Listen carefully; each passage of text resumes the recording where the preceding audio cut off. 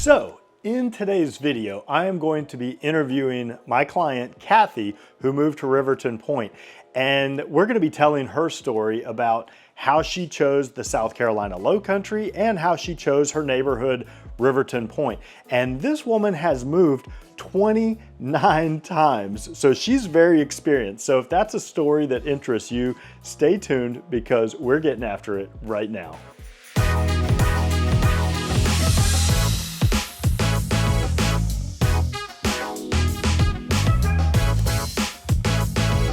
Kathy, thank you so much for being on camera with me again. And I'm gonna become a regular. If you guys have been watching this channel for a while, Kathy was on my gardening in the Lowcountry video. And so really, I just want to tell these folks your story, so maybe they can relate to you, and maybe it'll inspire them to do something new in life or to make a change or go somewhere new. But tell me, what was life like for you prior to all this, prior to coming here? They're not going to relate to this. This is my 29th move. Okay. I have been all over. I've lived on the West Coast, but mostly I've lived on the East Coast. I've lived in Chicago. I've lived in New York. I was born in Pennsylvania. I've lived in the DC area. I've lived in Nashville. I've lived in Cleveland. This is the furthest south that I've ever lived. And you know, I always said other people vacation, I move. Okay. Every place has been absolutely wonderful except for Los Angeles. Okay. So prior to this, you were an attorney? Yes. Okay. And do you want to tell us maybe a quick little bit about that? What kind of attorney you were? Oh, I represented abused and neglected kids and abused and neglected elderly. For the most part, that was mostly what I did. I represented poor people. I never made any money at it. I felt really good about what I did. I did computer stuff for a while. I have a degree in information systems management, and right now I'm working for the federal government with the Department of Veterans Affairs, deciding veterans' claims for benefits. It's been probably the best job that I've ever had because it really matches all my skills as well as meets my need to help people, to do good for the community. Okay. So was there a moment where the spark went off and you decided it's time for a change? I know you said you moved many times. So what was the spark? What was the catalyst for starting to seek out a new place? My mom had a stroke, and I took care of her in my house for like 7 years before putting her in assisted living. And after she died, I went with my sister to look for a condominium for my sister. Okay. My sister decided she didn't want it. She wasn't interested in it, which left some money in my pocket. And having looked at houses and stuff, I got a scratch that I had to itch. Okay. So when you started to get that itch, what were some of the steps that you took when you were researching where you wanted to go next? And then how did you settle on Riverton Pointe? I settled on Bluffton. Okay. Because Bluffton is just wonderful. It is a sweet little town that just really appealed to me. But I thought about North Carolina, I thought about South Carolina, and I thought about Georgia. Okay. And I liked the tax benefits of living in South Carolina. I wanted to be near the beach. Okay. I did not want to be up in the Myrtle Beach area. That was just too touristy. Yep. Although I'm close to Hilton Head, and that's as touristy as it gets as well. And Bluffton too at this point.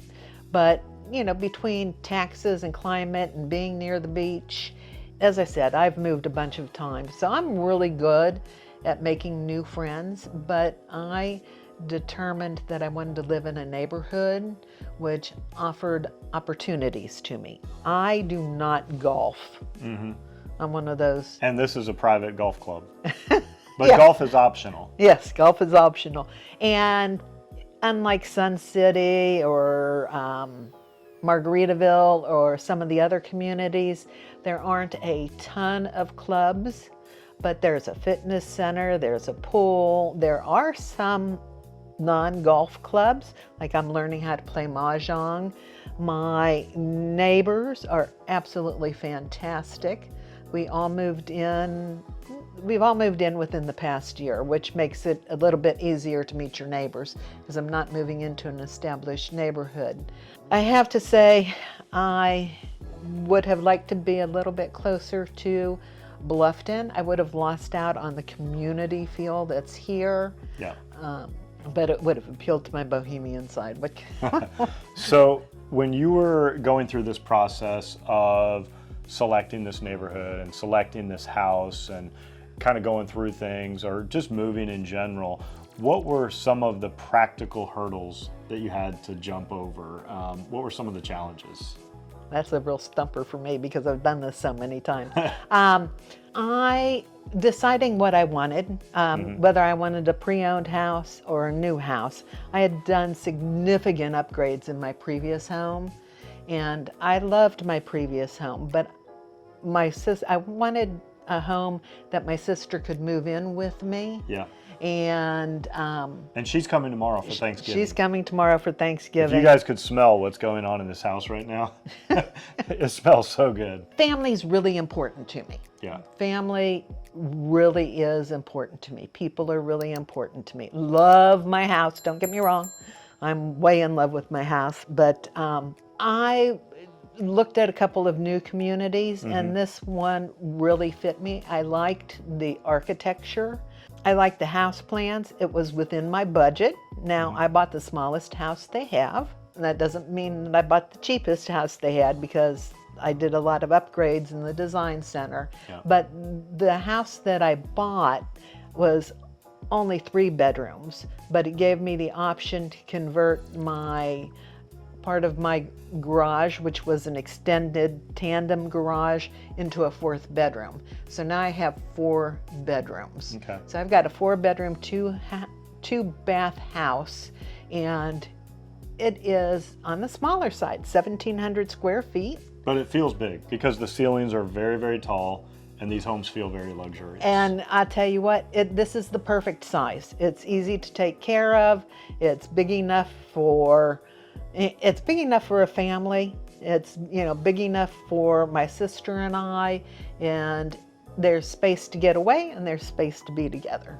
Was there like a specific moment when you were here at this community and you said, this is where I'm supposed to be? Probably the minute that I walked in and toured the models, and I didn't get a model, but I really liked the neighborhood. I really liked the neighborhood. So how has your lifestyle changed since you've moved here, and has there been anything that surprised you for the better? Hopefully not for the worse, but what's life like now? I am still working. I'm going to retire in less than a year now. All right. Which is something I'm really looking forward to.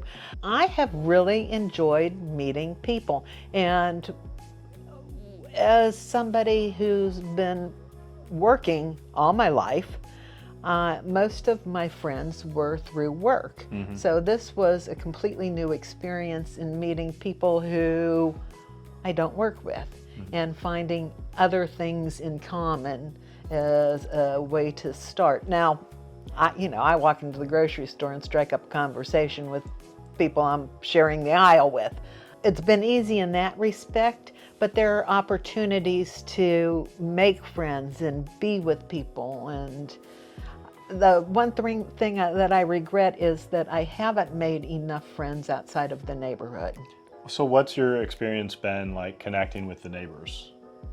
Oh, that's been wonderful. Okay. That's been wonderful. I was the first house finished on this street, so I got to meet people as they've moved in. It's been built up since I've been here, so I haven't been as quick at doing that. Meeting neighbors outside of my street has been easy. People at the pool.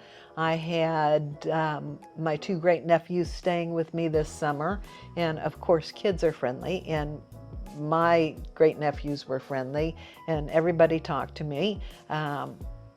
been to the gym, talked to people at the fitness center. I'm learning how to play mahjong, Okay. which is interesting. I really like it. It's got its challenges, but it's good. Do you want to know everything there is to know about the South Carolina Lowcountry, whether it's Bluffton, Beaufort, Hilton Head Island, or Jasper County? Then subscribe below and tap that bell for notifications so you'll be the first to know every time I drop a new video. My name is David Simcox, host of this channel and a local real estate agent. I get calls and emails every day from people just like you looking to make their move here, and I absolutely love it. So whether you're moving in 3 days, 3 months, or even 3 years, give me a call, send me an email, shoot me a text, or you can always book a Zoom call by going to lowcountrylifestylesteam.com. Now, let's jump right back in with the interview. So we took a quick break here because we had to take biscottis out of the oven. And so you're doing a lot of cooking for the holidays right now, and you're kind of famous for your biscottis. You brought me some to the office the other day, and of course everybody had to eat them, and they're awesome. And you said you just mailed like 12 pounds. 12 pounds. And so I know you guys can't taste this, but they smell incredible. They're so good. And didn't you tell me this is like a really old recipe? It's at least 100 years old. My guess is more like 125 to 150. It was my mom's neighbor when she was growing up, Mrs. Filipponi's biscotti. And my mom made these for years and years and years, and everybody looked forward to Christmas when they would get some of the biscotti. And so I've kind of taken up where she left off, and all my neighbors are really happy to get my biscotti, and everybody who gets them, I mailed them to my friend in New Jersey, and her father happened to be there when the mail came, and he saw the address on the package. He said, "Is this your friend who sends you the good cookies?" So that kind of leads into one of the last questions. So since you moved here to the South Carolina Lowcountry and to Riverton Pointe, have you picked up any new hobbies, pastimes, passions? How are you spending your time? Well, I'm a good cook. I've been cooking since before I could drive. But I want to get a little bit better at it. And I cook 6 or 7 days a week. And have been for decades. So it is nothing new to me, but I want to get outside of my comfort zone a little bit on cooking. But the other thing is that I've been making jewelry since I was in grade school. I started playing with beads when I was in grade school and started weaving wire about 10 years ago. Okay. And have set up a jewelry studio in my 4th bedroom, and am going to be making more silver jewelry, and hopefully when I retire that will be my side hustle, and I'll be able to sell some of my creations.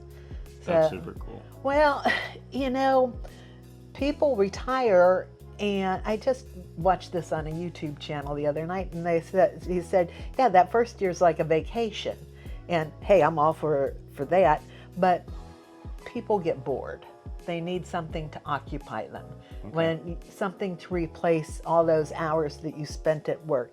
You need something to make you to feel productive, and for me, creative.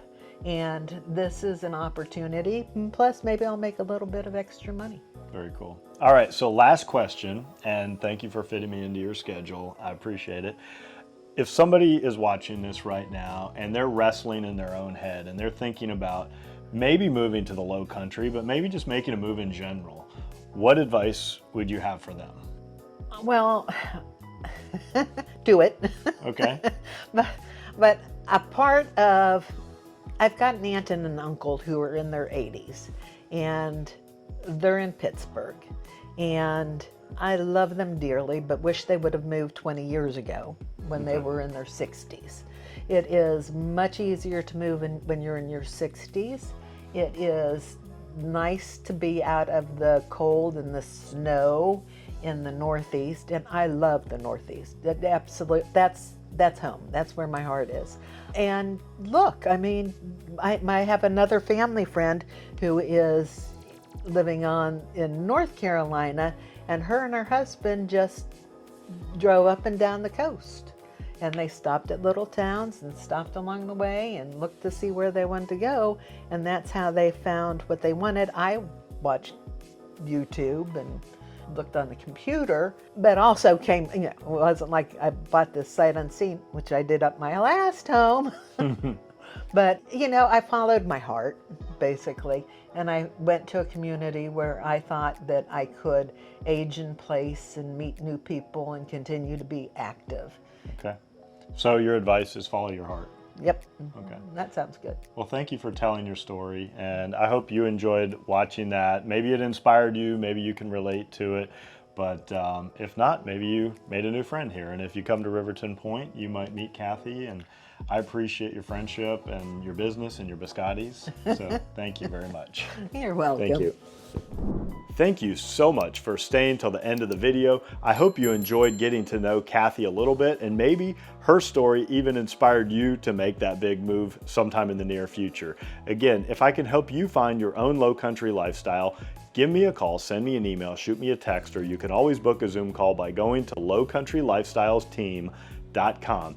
And like I always say, I hope to meet you in person at some point, but if not, I will at least see you on the next video.